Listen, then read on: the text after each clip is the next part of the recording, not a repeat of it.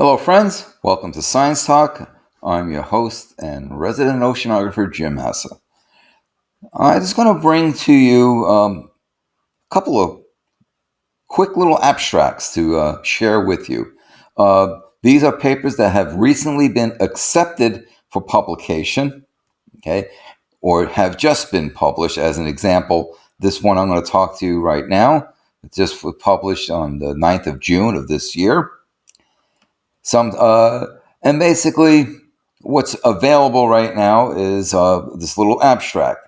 And so you can kind of think of this as like a headline. Currently, the papers I'm going to share the abstracts with you.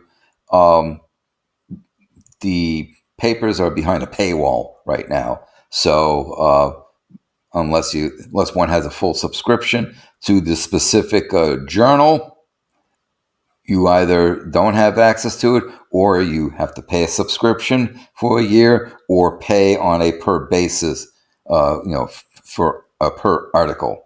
And oftentimes that can be anywhere from $10 up to $18 or more. So what do we have here? Persistent multi-decadal variability since the 15th century in the southern Barents Sea derived from annually resolved shell-based records. Okay, let's look at the abstract. In the North Atlantic Ocean, multi-decadal variability in sea surface temperatures, SSTs, over the past several centuries has largely been inferred through terrestrial proxies and decadally resolved marine proxies. Annually resolved proxy records from marine archives provide valuable insight into this variability, but especially rare from high latitude environments, particularly for centennial timescales. We constructed continuous, absolutely dated records of shell growth, 1449 to 2014's current era, a period of 564 years, and oxygen isotope ratios, del O18, and again, the only now, instead of being 564 years, it's 476 years, starting in 1539, going to 2014. From shells of the bivalve Arctica Icelandica, from coastal northern Norway, a location sensitive to large-scale North Atlantic Ocean dynamics. An annual January to December sea surface temperature reconstruction derived from del O18 shell for the past 5 centuries suggests an increase of at least 2 degrees C from the mid 18th century to 2014.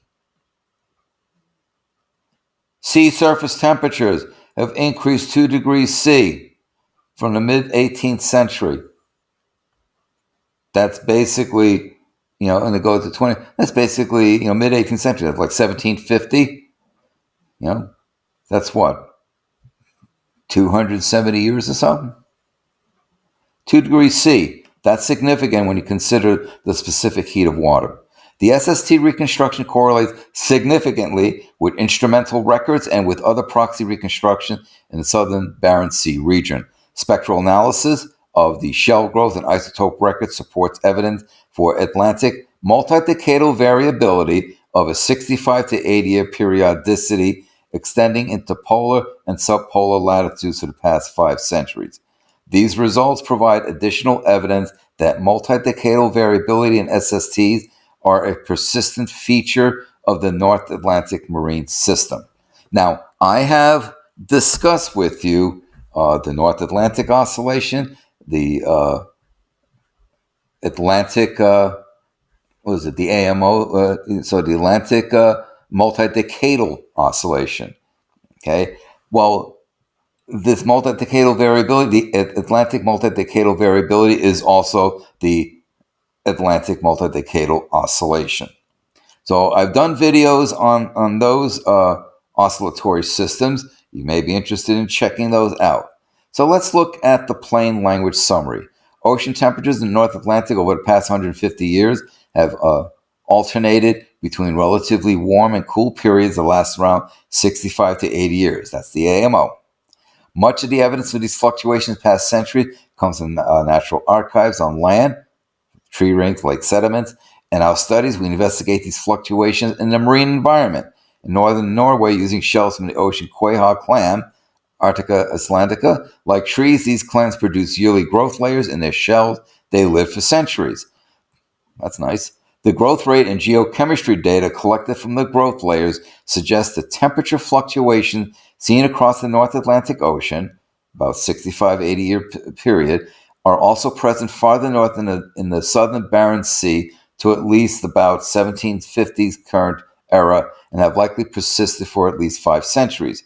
These results provide evidence that alternating warm and cool periods are a persistent feature of the North Atlantic marine system. Our reconstruction using the shell's chemistry indicates that temperatures in the southern Barents Sea have increased by at least 2 degrees C since the mid 18th century. Okay, so this is where I want to see the paper. So they're saying that there's this fluctuation of 65 to 80 years. Is this fluctuation based on a natural variability, a natural oscillatory system? Is it this 2 degrees C, or is it less? And therefore, we need to tease out this signal to see what the actual warming of the northern Atlantic waters really are, i.e., due to anthropomorphic forcings.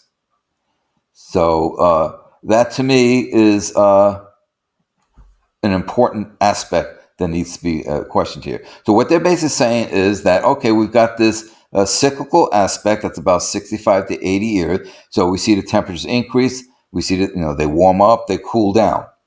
So now the question is how much of this warming and cooling, especially this warming of 2C since the mid 18th century, how much of that is due to the natural variation? How much is that is due to human forcing? Now, let me, from my reading of this, what I will say is that if they're talking from the mid 18th century, that is more than 80 years. And if the sea surface temperatures have increased 2C over this intervening number of years, that tells me that there is warming on top of the natural variability, and that warming that's on top of the natural variability is due to humans' influence, humans forcing, where as I discussed with you before, the oceans are absorbing the energy that humans are putting into the atmosphere. Now, to me, the question is, how much of this 2C is natural? How much of it is human? Is it, for example, that natural variability is 1 degree C and then the other 1 degree C is human activity? Is it 0.5 that's natural variability and the other 1.5 is human? You get the idea. But this is what researchers do. They'll see a cyclical aspect. They will account for natural variations, natural variabilities, and then what remains is human signals. So this is important because they're basically identifying a cyclical aspect, 65 to 80-year periodicity for the AMO or AMV, and then they're now saying, oh, but the Barents Sea has increased 2 degrees C. And by the way, the Barents Sea is where a lot of that North Atlantic intermediate water flows in.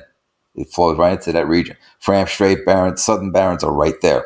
So, we have that heat content being brought in. So there's that. That's that first little headline there.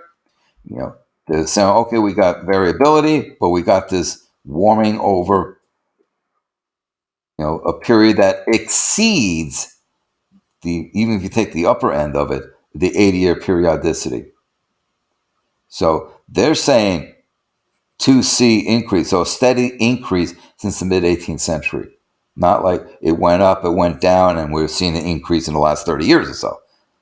So that tells me that the paper will tease out, or should, the natural signal from the human forcing. So there's that. Okay. Enhance Arctic stratification in a warming scenario. Evidence from the mid-Pliocene warm period. This was first published on the 10th of June. Okay, global warming is most pronounced in the Arctic, as evident from the massive sea ice loss during the past few decades.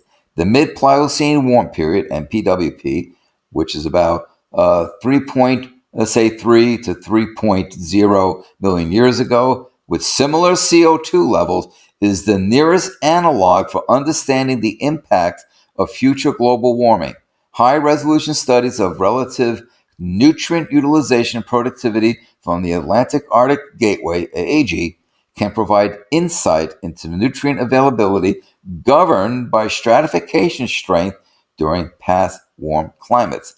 Here we present relative nutrient utilization productivity variability during the mid-Pliocene warm period using sediments collecting during the ODP, the Ocean Drilling Program.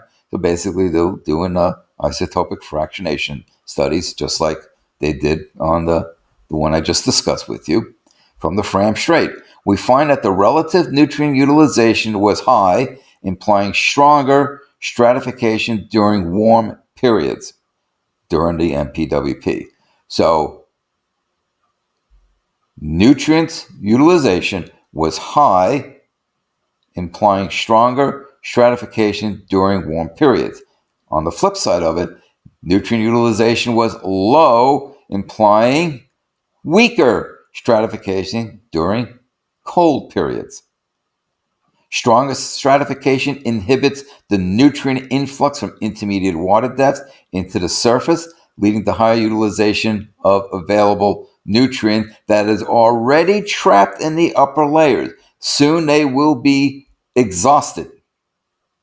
It existed during warm periods, likely due to enhanced summer sea ice melt and river discharge from the hinterland. As a consequence, the freshened surface layer could have stored more heat and accelerated the sea ice melt, further implying that in the present day warm scenario, stronger stratification and upper layer freshening may lead to more sea ice melt in the Arctic Ocean. What have I have discussed this very concept in many of my videos. Right? Look at the videos I did featuring Dr. Rebecca Woodgate of granted I was coming in through the Barents Strait, but what that's doing to the sea ice and what it's doing to the halocline and the ice melt, and we saw what it was doing to leading to stronger stratification. Look at the articles I discussed with you, the water moving in through the Fram Strait. So this is basically another affirmation of a lot of the information I've shared with you in my videos before. But as I said numerous times, if you want to get an idea what's happening now or what's going to happen in the future, look to the past. That's exactly what these guys did here. And basically, they were looking at warm conditions in the past, and they saw what? Stronger stratification, because you're going to have major salinity differences. You got the warmer conditions. So the conditions are warmer, there's more fresh water, there's more melting of the ice, and that leads to strong stratification.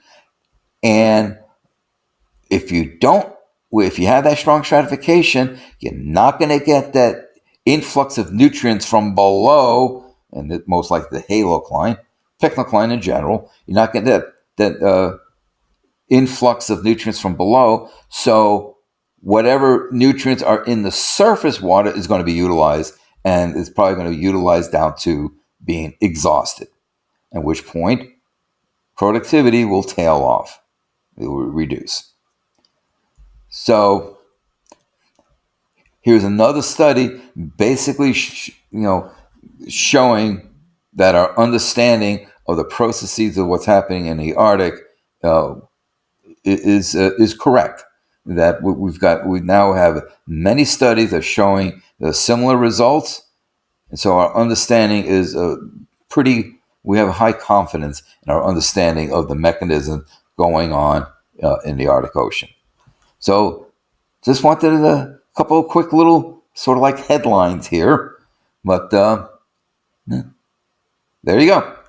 So like everything else, This is what science is. We gather knowledge. We either reinforce our thinking, or we find new evidence or new information that requires a reassessment, a reanalysis, and a rethinking. So I might, depending on if you guys like this sort of format, I might just start doing some more of these little like headline bits of just looking at the abstract. And if I find a paper of extreme interest, which I have a bunch lined up, then of course I'll do the deep dives. So there you go. There you have it. Until next time. Hello, folks. This is Jim here with Science Talk, asking you to please subscribe to my channel and to inform others of my channel and of the work that I do. Please share to social media platforms that you use. Also, as a reminder, don't forget to click the bell so that you know when I load up more videos. Finally, I ask that you support the work that I do by becoming a patron at patreon.com. Details in the description box below. Thank you for your support.